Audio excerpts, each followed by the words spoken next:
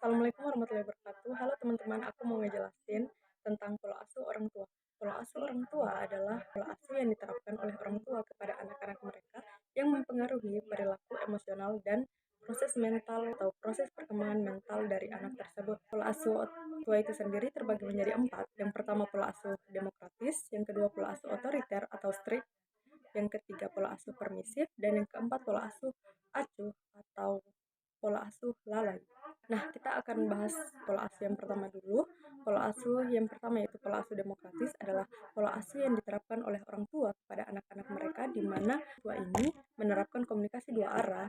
Anak itu merasa didengarkan pendapatnya, orang tua juga memberikan pendapat yang tegas tetapi juga ada kehangatan di dalamnya kepada anak-anak itu. Anak-anak bisa lebih mandiri, bisa lebih percaya diri, stabil secara emosional, dan mentalnya itu baik atau bagus. Kemudian yang kedua ada pola asuh otoriter atau strict parents, di mana pola asuh ini menerapkan aturan yang ketat, disiplin, namun tidak menerapkan komunikasi dua arah. Komunikasi antara orang tua dan anak itu tidak terjalin dengan baik, di mana hanya terjalin komunikasi satu arah, yaitu orang tua hanya ingin didengarkan pendapatnya tanpa ingin mendengarkan pendapat si anak tadi. Jadi akibatnya anak merasa tidak didengarkan, diabaikan, tidak diikuti keinginannya, kemudian juga dapat menyebabkan anak itu jadi stres bahkan depresi karena tekanan dari tadi itu.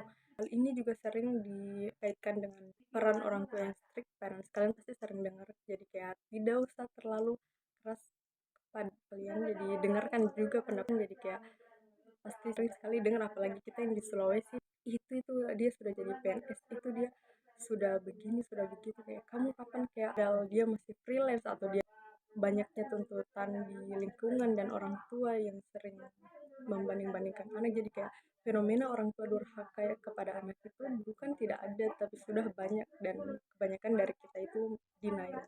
Kemudian yang ketiga ada pola asuh permisif, di mana pola asuh ini menerapkan pola asuh atau parenting atau pola pengasuhan kepada anak-anak mereka itu, mereka cenderung memberikan kebebasan penuh, dan jadi tidak adanya batasan aturan. Kemudian anak itu diberikan kebebasan dalam memilih dan melakukan apa saja sesuai kehendaknya. Jadi di sini mengakibatkan anak itu menjadi egois, tidak peduli dengan sosial emosional, sosial dan lingkungan teman-temannya. Bahkan anak-anak itu cenderung tidak mandiri secara emosional dan kesehatan mentalnya. Kemudian dia juga kurang percaya diri dan lain sebagainya. Jadi kayak kalau kita lihat anak-anak yang sering membuli temannya, atau ada saat-saat dimana yang mereka kayak seolah-olah dia lalu ingin didengarkan tanpa mendengarkan dari orang-orang di sekitar atau teman-temannya juga. Jadi itu kemungkinan besar di dalam lingkungan keluarga itu orang tuanya menerapkan pola asuh permisif tadi itu. Kemudian yang terakhir ada pola asuh acuh atau pola asuh lalai, uninvolved parenting.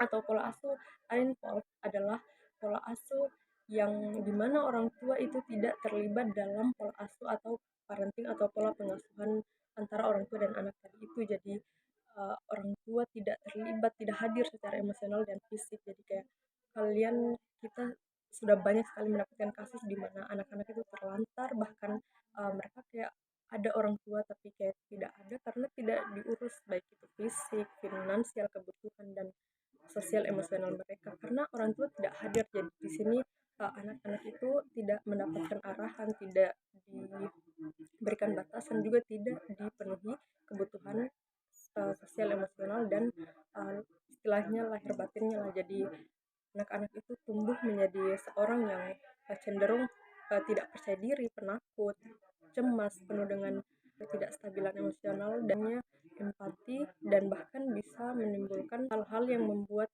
dirinya melakukan tindakan-tindakan perilaku kenakalan atau perilaku penyimpangan, perilaku menyimpang atau kenakalan-kenakalan remaja dan anak. Ya, itu tadi guys. Terima kasih sudah menonton. Sebelum aku tutup, aku mau ngerekomendasi NCL. Aku mau kenalin kalian buku dari keluarga, dari sepupu aku, namanya Muhammad Gifar Yusuf. Jadi buku ini tentang keluarga, bagaimana kita bersikap dengan keluarga, teman-teman, dan sahabat. Judulnya itu yang masih ada untuk kita syukuri, hal-hal yang pantas disadari, dicintai, dan disyukuri hingga nanti kita mati, oleh Muhammad Gifar Yusuf. dan dia juga ada LinkedIn ya. Kayak gini guys bukunya, jadi dia ada by Mazza Media, dia ada 144 penulis. Kita bacakan sedikit tentang penulis. Jadi si Fahri ini adalah uh, alumni mahasiswa Fakultas Hukum di Universitas Palu Oleo angkatan 2020, dan sekarang dia sudah bekerja di Bali guys. Dia sudah di Bali. Jadi kita bacakan tentang penulis. Gifari Yusuf adalah seorang penulis yang suka mengeksplor banyak hal. Dia mencintai kata-kata dan sastra yang dibuktikan dengan dua buku pertamanya yang bertemakan puisi. Di samping itu, dia juga hobi mengulik persoalan hukum dan politik yang dia tuangkan pada buku ketiganya. Pada buku keempat ini, dia ingin mengajak dirinya dan para pembaca untuk sejenak berhenti, menarik napas perlahan, kemudian mengucap syukur agar hidup senantiasa dihiasi dengan bahagia yang tak terukur. Jika ingin menyapa dan melihat karya-karyanya, silakan kepoin dia di Instagram pribadinya @gifarius. Teruskan guys, jadi ini bukunya itu uh, buku non fiksi. Ya, dia banyak menulis tentang buku-buku keresahan pribadi, hukum, politik, dan puisi-puisi. Jadi ini bukunya full akan puisi dan majas-majas karya sastra yang indah.